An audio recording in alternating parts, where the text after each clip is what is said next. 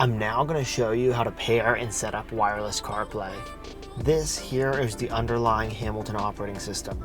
Press on the phone icon to open up the Bluetooth page. Now on your iPhone, open up Settings, then Bluetooth.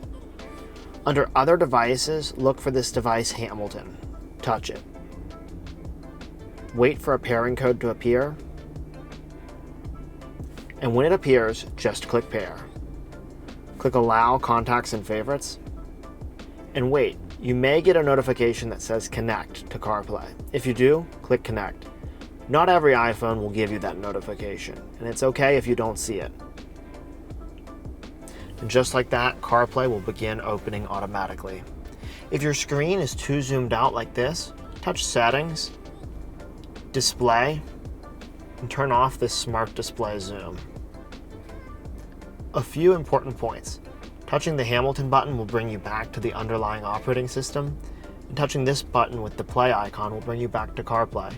Swiping down from the top reveals a volume slider where you can adjust the volume, as well as using your steering wheel controls. We're going to have a full video for Android Auto also. If you have any questions, give our customer service a call at 919-858-2890. I'm Dave, and I'll see you in the next video.